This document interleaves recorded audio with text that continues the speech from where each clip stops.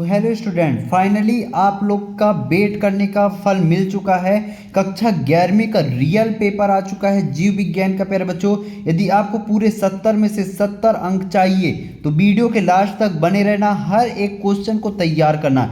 जितने क्वेश्चन मैं बता रहा हूं, यदि आप सब तैयार करके जाते हैं तो बड़े आराम से 60 नंबर प्लस लेकर के आएंगे। बड़े आराम से 60 प्लस मिल जाएगा। 70 नंबर का पेपर आएगा, 60 प्लस ले करके आओगे गारंटी के साथ। प्यारे बच्चों, यदि आप पूरे क्वेश्चन को अच्छे से तैयार करके जाते हो तो एक भी क्वेश्चन मत छोड़ना। पूरे सॉल्यूशन मैं आपको प्रोवाइड करा रहा हूं यहाँ पास। और फटाफट अभी तक चैनल को सब्सक्राइब नहीं किया और चैनल को सब्सक्राइब कर लो, क्योंकि इसका जब सेकंड पार्ट आएगा तो आपको मिलेगा ही नहीं, कहाँ पास है।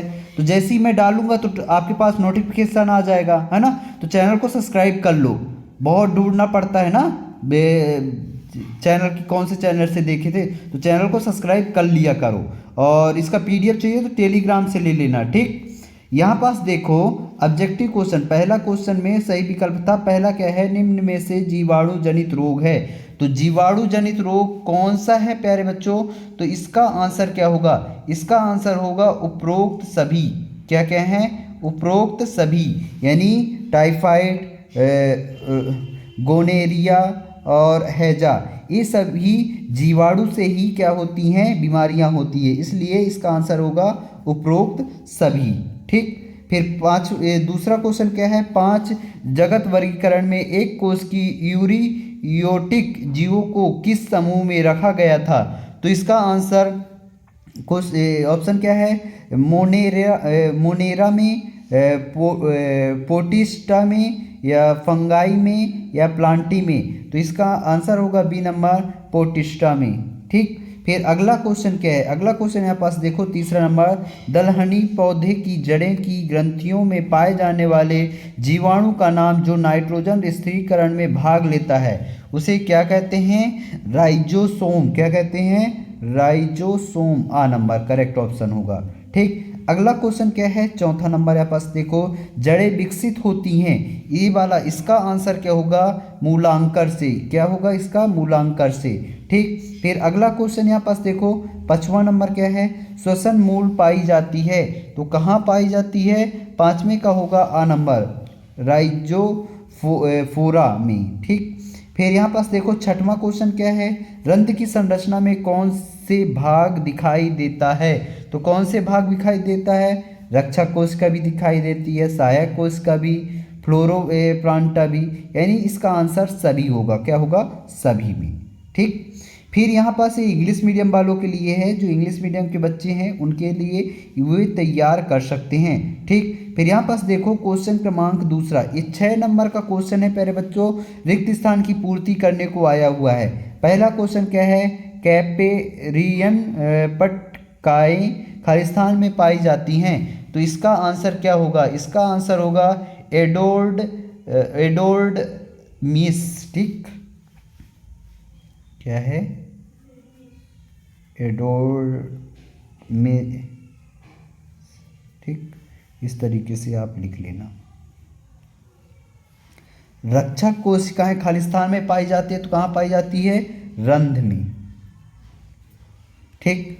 फिर अगला क्वेश्चन क्या है, जड़ का सिरा एक टोपी नुमा रचना द्वारा सुरक्षित रहता है जिसे खालिस्तान कहते हैं, जड़ टोपी कहते हैं। क्या कहते हैं, जड़ टोपी कहते हैं, ठीक। फिर अगला क्या है, यहाँ पास देखो, राइबोसोम्स खालिस्तान के संश्लेषण में सहायक होते हैं, तो किसमें सहायक होते हैं, प्रोटीन में, ठीक। फिर अगला क्या है, जीव की संरचनात्मक व क्रियात्मक इकाई खालिस्तान होती है, तो क्या होती है, इसका होगा कोशिका। क्या होगा, कोशिका, ठीक। फिर अगला क्वेश्चन क्या है, ग्लूकोज में खालिस्तान कार्बन परमाणु पाए जाते हैं, तो कैसे कार्बन परमाणु पाए जाते हैं, 6 कार्बन परमाणु पाए जाते हैं, ठीक। ये यहाँ पास देखो क्वेश्चन क्रमांक तीसरा क्या है, सत्य है, जो कि 6 नंबर का क्वेश्चन है। तो इसके आंसर मैं आपको बताते जा रहा हूँ, आप इसको लगाते जाइएगा।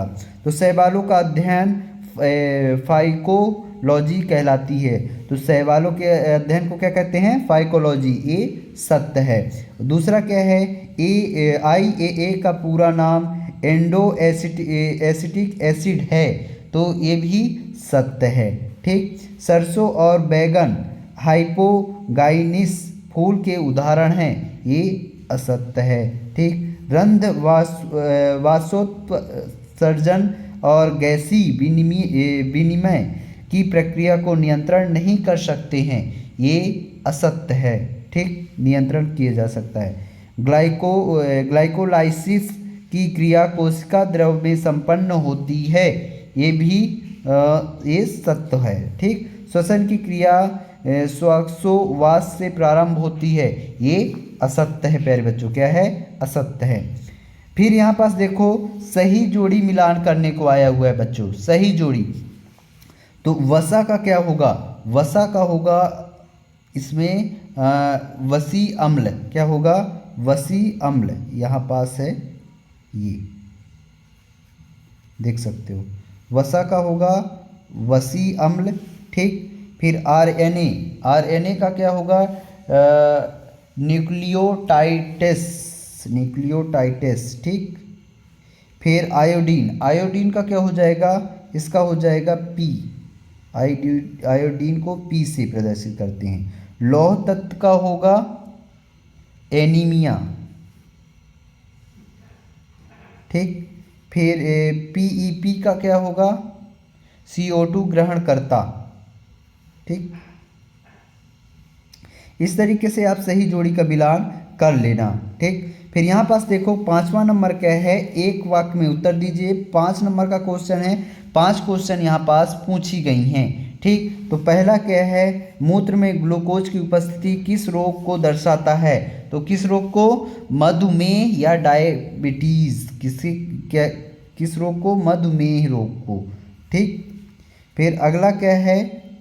यहाँ पास देखो दूसरा, रेनिन हार्मोन्स किस अंग द्वारा स्रावित होता है? तो गुर्दे। कहाँ से? गुर्दे या किडनी कह सकते हैं। ठीक, फिर पेशियों में पाई जाने वाली प्रोटीन का नाम क्या है? मायोसिन। ठीक, फिर मानव मूत्र का पीएच वैल्यू कितना होता है? 6.0 से 7.5 तक। ठीक, फिर अगला क्या है? पेशी को अस्थि से जोड़ने वाले ऊतक को क्या कहते हैं? कंडरा। ठीक, इस तरीके से आप एक वाक्य में उत्तर लिख लेना। ठीक, फिर यहाँ पास देखो क्वेश्चन क्रमांक 6वां क्या है? टैक्सा किसे कहते हैं? उदाहरण सहित बताइए। 2 नंबर का क्वेश्चन है प्यारे बच्चों, इसका आंसर बताऊंगा। पहले हम 3 क्वेश्चन देखेंगे, फिर 3 क्वेश्चन के आंसर बताएंगे। यानी पहले 3 क्वेश्चन को देखेंगे कौन कौन से क्वेश्चन है, उसके आंसर फिर बाद में बताऊंगा। ठीक ना, 3 के बाद। फिर अगला क्या है? जैव विविधता से आप क्या समझते हैं? ठीक, विधिवत बताऊंगा इनका प्यारे बच्चों। ठीक, बीजांडानाशय को परिभाषित कीजिए और इसके अथवा में है एक प्रारूपिक पुष्प का नामांकित बनाइए। ये वाला अक्सर आता है और जैव विविधता वाला, ये 2 क्वेश्चन अक्सर पूछे जाते हैं बच्चों। इसको आप अच्छे से तैयार करके जाना, क्योंकि ये कल आपको देखने को मिल जाएगा, ये वाला और एक पुष्प वाला। इसको आप अच्छे से तैयार कर लेना। ठीक, ये दोनों अति महत्वपूर्ण प्रश्न हैं। फिर ये वाला क्वेश्चन, एक जाइलम और फ्लोएम के 2 कार्य, कम से कम आपको 4 कार्य याद होने चाहिए। कहीं 3 नंबर में आ गया तो दिक्कत की बात हो जाएगी, है ना। तो ये जाइलम और phloem very most important question है। इसके अथवा में क्या है? खुले व बंद संवहन तंत्र में 2 अंतर लिखिए। ये भी अक्सर क्वेश्चन आता ही आता है। इनके आंसर देख लेते हैं। तो यहाँ पास पहले देख लो एक वाक्य में उत्तर पूरे। ये फर्स्ट में मधुमेह, दूसरे में गुर्दी, मायोसिन और 6 से 7.5 है ना, कंडरा या टेंडन। ठीक, फिर ये देखो क्वेश्चन क्रमांक 6वां का आंसर, टैक्सा किसे कहते हैं? तो ये पूरा आंसर यहाँ पास से है। ठीक, आप इसको पूरा लिख सकते हैं। और आगे हैं ये सारे चीज़ें, व्यावसायिक गुणों का अध्ययन होता है, उदाहरण, ये सारे उदाहरण आप देख सकते हो। ठीक, फिर ये 6वें का अथवा है। कौन सा है? 6वें का अथवा का आंसर है जैव विविधता से आप क्या समझते हैं? तो उसका आंसर यहाँ से पूरा लिख लीजिएगा। ये 3 प्रकार के होते हैं, इसके प्रकार भी पूरा बता दिया गया है। फिर बीजांडाशय को परिभाषित करने को कहा गया है। तो ये पूरा आंसर यहाँ पास है, इसको आप देख सकते हैं। और इसके अथवा में जो एक प्रारूपी पुष्प का नामांकित चित्र है वो आप बना लेना, ठीक ना। एक कुछ यहाँ पास चित्र के कुछ यहाँ पास अंग दिए गए हैं, ये चीज़ें दर्शाना है, ठीक ना। और चित्र आप स्वयं बना लेना या अपने बुक में देख लो। जाइलम और फ्लोएम के दो कार्य यहाँ पास दिए गए हैं, जाइलम के 1 और 2 कार्य यहाँ पास दिए गए हैं और फ्लोएम के ये 2 कार्य हैं, ठीक। इसको अब लिख लेना। अथवा में क्या है, खुले व बंद संवहन तंत्र के 2 अंतर लिखना है। तो यहाँ पास ये 2 अंतर यहाँ पास दी गई, फर्स्ट और सेकंड अंतर। इस तरीके से हम कर लिया आपने सब्सक्राइब। तो चलिए, और हाँ, हमारा व्हाट्सअप नंबर चाहते हैं तो लिखिए 62 67 68 54 99। ये हमारा व्हाट्सअप नंबर है, यहाँ पास हाय कर सकते हैं हमें, हम ज़रूर रिप्लाई देंगे यदि खाली रहेंगे तो। बहुत बच्चे कमेंट करते हैं तो शायद ना भी दे पाएँ, लेकिन कोई बात नहीं, जिनका देखेंगे तो ज़रूर करेंगे। ऑब्जेक्टिव क्वेश्चन के आंसर मैंने पहले ही बता दिया था, ठीक। अब इसके आगे के आंसर देखेंगे। क्वेश्चन क्रमांक 7, 8, 9, अब 8 तक हो गया था, ठीक। 9वां से क्वेश्चन क्रमांक 9 से देखेंगे। एक चीज़ और बता दूं, मैं पहले 4 क्वेश्चन बताऊंगा फिर उनके आंसर बताऊंगा, ठीक ना। क्योंकि पीडीएफ फॉर्म में है प्यारे बच्चों, तो बार बार खोलना संभव नहीं होता है, इसलिए पहले 4 क्वेश्चन फिर उसके आंसर, ठीक। तो 9वां क्वेश्चन क्या है, अर्ध स्वनियंत्रित कोशिका अंग के किसे कहते हैं, और इसके अथवा में है कोशिका भित्ति के 2 कार्य। तो कोशिका भित्ति वाला अवश्य आता है, very very most important question है प्यारे बच्चों, ठीक। फिर अगला क्या है, ब्लैकमैन का समीकरण सिद्धांत लिखिए, और इसके अथवा में है क्रॉस एनाटोमी को परिभाषित कीजिए। तो ब्लैकमैन का समीकरण ये मोस्ट इंपॉर्टेंट क्वेश्चन है, तैयार कर लेना क्योंकि ये कल देखने को आपको मिलने वाला है, ठीक। फिर यहाँ पास आप देख सकते हैं जैव क्षमता CB तथा फेफड़ों की कुल धारिता इसी में अंतर लिखिए। 2 नंबर के हैं, 2 अंतर लिख देना, लेकिन 4 अंतर आपको आने चाहिए। कितने? 4 अंतर आपसे बनने चाहिए प्यारे बच्चों, ठीक। और ये very very most important question है, तैयार कर लेना। और एक ये वाला जैव क्षमता से आप क्या समझते हैं, ये भी मोस्ट क्वेश्चन है, ठीक। मस्त ये मत ये करना कि हम कल याद करेंगे या परसों, इसको याद कर लो अभी, ठीक। यहाँ पास देखो 12वां नंबर, मानव में होने वाले श्वसन संबंधित रोगों 2 रोगों के नाम लिखना है। और इसके अथवा में क्या है, फूफा फुस्वरण के 2 कार्य लिखिए, ठीक। तो इसके 2 कार्य पूरे बताता हूँ, और ये दोनों क्वेश्चन भी मोस्ट क्वेश्चन है, ठीक ना, तैयार कर लेना यदि आपको नंबर चाहिए तो, ठीक। तो इसके आंसर देखते हैं। तो यहाँ पास पहले ऊपर के आंसर दिखा देता हूँ। ये 7वां का आंसर है, ठीक। ये 7वां के अथवा का आंसर है, ठीक। फिर ये 8वां का आंसर हो गया, जाइलम और फ्लोएम के 2 कार्य, ठीक। और ये अथवा का। अब यहाँ पास देखो क्वेश्चन क्रमांक 9वां का है, अर्ध स्वनियंत्रित कोशिकांग किसे कहते हैं। तो यहाँ पास पूरा उत्तर दिया गया है, ठीक। फिर यहाँ पास देखिए कोशिका भित्ति के 2 कार्य पूछा गया, तो 2 कार्य लिख लीजिए, लेकिन आपको कम से कम नहीं 4 से 6 कार्य याद रहना चाहिए। ब्लैकमैन समीकरण सिद्धांत क्या है, ये पूरा यहाँ पास आंसर दिया गया है, इसको नोट डाउन कर लो, ठीक। फिर क्रॉस एनाटॉमी को परिभाषित करना है, तो ये परिभाषा यहाँ पास लिख सकते हैं। फिर यहाँ पास देखिए अगला क्वेश्चन 11वां नंबर, जैव क्षमता VC तथा फेफड़ों की कुल धारिता EC में अंतर। तो ये 2 अंतर यहाँ पास दिए गए हैं, बढ़िया अंतर बना करके लिख सकते हैं। जैव क्षमता से आप क्या समझते हैं, तो जैव क्षमता की परिभाषा यहाँ पास दी गई है। फिर यहाँ पास देखो मानव में होने वाले श्वसन संबंधित रोग अस्थमा, ब्रोंकाइटिस, ये 2 रोग हैं, लिख लीजिए। फिर फुफ्फुसावरण के 2 कार्य लिखिए, तो फेफड़ों के घर्षण से बचना और ये श्वसन क्रिया के दौरान फेफड़ों की संरचना को स्थिर रखना, ये यहाँ पास 2 कार्य हो गई, ठीक। फिर आगे क्वेश्चन क्या है, आगे क्वेश्चन यहाँ पास देख सकते हैं 13वां नंबर, एक बीजपत्री व द्विबीजपत्री पौधे में 3 अंतर लिखना है, 3 नंबर का है, ये 100% है कि कल आएगा। और एक ये वाला 3 लक्षण NG यो स्पर्म के प्रमुख 3 लक्षण लिखिए। ये दोनों मोस्ट क्वेश्चन है, ठीक, तैयार कर लेना क्योंकि कल देखने को मिलेगा।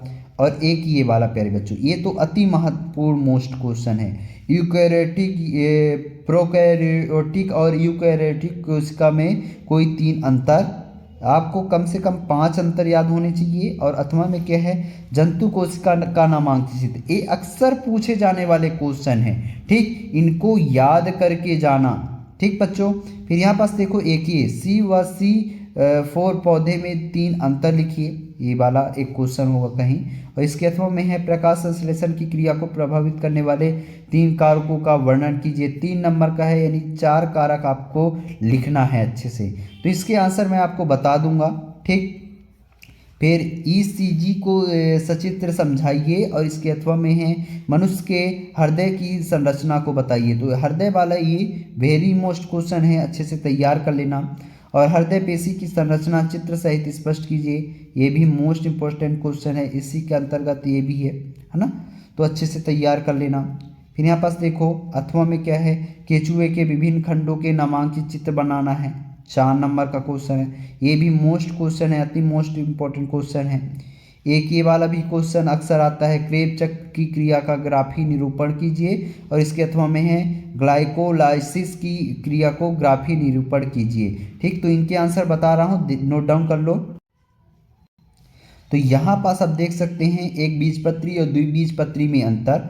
ये बीजपत्रों की संख्या में यहाँ पास दी गई है कि एक बीजपत्री में पौधों की में, मतलब यहाँ पास आप 3 कॉलम बनाना, पहले में लिखना कारण, फिर दूसरे में एक बीजपत्री और तीसरे में द्विबीजपत्री। तो कारण में ये फर्स्ट आ जाएगा, और एक बीजपत्री में ये, और द्विबीजपत्री में उधर खंडे में ये चला जाएगा, है ना, ऐसे करके। और पत्तियों की सिरा प्रकार, जड़ प्रणाली, है ना, ये चीज़ 3 अंतर हो गए। फिर यहाँ पास देखो एंजियोस्पर्म के 3 लक्षण, तो ये 3 लक्षण यहाँ पास दिए गए हैं, लिख लीजिएगा। यूकैरियोटिक और प्रोकैरियोटिक में अंतर, तो कोशिका नाभिक के थ्रू, ऑर्गेनेल्स के थ्रू, DNA संरचना के थ्रू, ये यहाँ पास 3 अंतर दिए गए हैं विधिवत। जंतु कोशिका का जो नामांकित चित्र है प्यारे बच्चों, उसको आपको अपने बुक वगैरह में देख लेना है और वहाँ से करना है। C3 और C4 पौधे में अंतर था प्यारे बच्चों, C में नहीं था अंतर, क्वेश्चन में थोड़ा गड़बड़ है वहाँ। C3 और C4 में तो ये प्राथमिक उत्पाद, है ना, के थ्रू, एंजाइम भूमिका के थ्रू, प्रकाश, तापमान, ये 3 पॉइंट हैं। ये C3 में पहला पॉइंट और C4 में पहला पॉइंट, ये C2 में दूसरा पॉइंट, और C3 में, और ये C4 में दूसरा पॉइंट, ऐसे करके आपको लिखना है ना। प्रकाश संश्लेषण को प्रभावित करने वाले कारक, तो ये 2 कारक हो गए, ये तीसरा कारक हो गया। 16वां नंबर ECG का सचित्र वर्णन करना है। तो यहाँ पास आप देख सकते हैं ये सारी चीज़ें, चित्र आपको स्वयं बनाना है, बुक वगैरह में देख लेना। मनुष्य के हृदय की संरचना, इसको भी आपको स्वयं करना है प्यारे बच्चों, इतना आपको लिख लेना है। और इसके बाद ये जो चित्र वगैरह है वो अपने बुक से देख करके बनाना है। हृदय पेशी संरचना, इसके भी यहाँ पास संरचनाएं वगैरह दी गई हैं, पर चित्र नहीं है, चित्र आपको अपने बुक से है। बाकी थ्योरी वाला जो है, मतलब जो लिखना है वो चीज़ें यहाँ पास आप देख सकते हो, कार्य वगैरह भी लिख देना। चित्र जो है वो अपने से बनाना है ना, बुक में देख करके। फिर इसके अथवा का आंसर, केचुए के विभिन्न खंडों का नामांकित चित्र, तो जो लिखना है तो यहाँ पास लिखा हुआ है मुख्य खंड वगैरह, और जो चित्र है वो आपको अपने बुक से देख करके सीख लेना है, ठीक। क्रेब चक्र की क्रिया का ग्राफी निरूपण कीजिए, तो ये क्रेब चक्र वाला क्वेश्चन का है। तो ये सारी चीज़ें, मुख्य चरण वगैरह सारी चीज़ें दी गई हैं। ग्राफी निरूपण को जो है, ग्राफी निरूपण, वो अपने बुक वगैरह में देख लेना कैसे निरूपित किया गया है। ग्लाइकोलाइसिस की क्रिया का ग्राफी निरूपण, तो ये कुछ चरण वगैरह दी गई हैं, लेकिन जो ग्राफी निरूपण हैं वो अपने आप बुक में देख लेना, ठीक।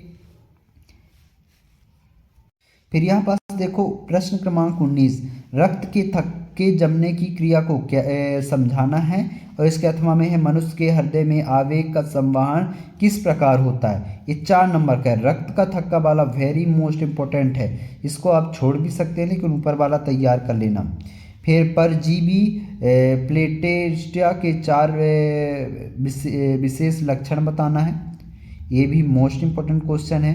ठीक, और एक ये वाला क्वेश्चन पोरीफेरा संघ के प्रमुख 4 लक्षण, ये भी अति मोस्ट इंपॉर्टेंट क्वेश्चन है। इनके आंसर बता रहा हूँ, याद कर लेना। ठीक, ये रक्त के थप्पे जमने की प्रक्रिया, ये परिभाषा हो गई, कुछ चरण दिए गए हैं, इनको आप लिख सकते हैं।